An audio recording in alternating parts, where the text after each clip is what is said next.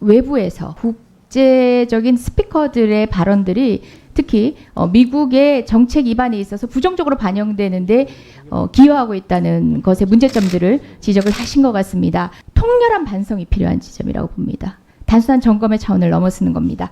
지난번 업무보고 당시에 정책 공공외교를 통한 우호적 전략 환경 조성이라고 되어 있습니다.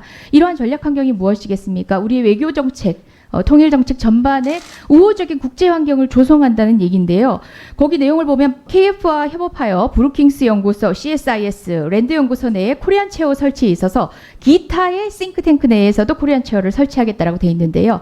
지금 이미 설치되어 있는 브루킹스, CSIS, 랜드 연구소의 대표적인 코리안 체어 담당자 또는 빅마우스들, 빅터 차, 스콧 스나이더, 브루스 베넷 같은 경우는 지원금 현황이 상당합니다. 빅터차 2009년부터 17년까지 봤을 때 165만 불, 스콧 스나이더 107만 불, 브루스 베넷 11만 불인데요. 이들이 사실상 미의회 상하원 외교위원회에서 2013년에서 2018년을 기준으로 했습니다. 27차례 개최된 청문회에 참여를 한다든지 194건에 이르는 보고서를 발간을 하는 데 있어서 상당한 영향을 끼치고 있는데요. 대부분의 발언들, 상당히 우려스러운 발언들도 많고 우리 한국의 외교 전략과 일치하지 않는 남남 갈등을 일으키는 요인으로까지 작동되는 그 방식으로 계속 행해지고 있습니다. 저는 점검뿐만 아니라 실질적인 측면에서의 지원 정책이 실패 부분까지도 인정해야 되지 않나 싶고요. 우리 예산 제대로 쓰이기 위해서는 더 다양한 목소리의 싱크탱크와 연구자 발굴해야 합니다.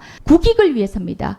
대한민국 국민의 이익을 위해서입니다. 국민의 안전을 위해서입니다. 한반도의 평화를 위해서입니다. 10년의 정책 그리고 또 그보다 더 오랜 기간의 정책이 어떤 방식으로 이루어졌는지 단순히 장관님께서 대답하신 예산과 인력의 문제가 아닙니다. 방향이 이러하다면 더 예산이 투여되는 것은 우려스럽습니다. 코리아 파운데이션을 비롯해서 기본적인 기조와 철학, 방향에 대해서 전면적 재검토가 필요한 지점이라고 생각하고 저는 코리안 파운데이션을 중심으로 해서 기타 여러 공공외교 예산이 투여되는 각각의 영역들을 모두 점검하시고 그 방향이 과연 옳았는지 그리고 또 다변화시키기 위한 대책이 무엇인지 수립할 필요가 있다는 생각입니다. 아주 구체적으로 좋은 말씀 많이 주셨는데 사실 우리 코리아 파운데이션을 통한 대미 공공외교가 아직 많이 부족하다는 점도 외교부도 절실하게 느끼고 있습니다.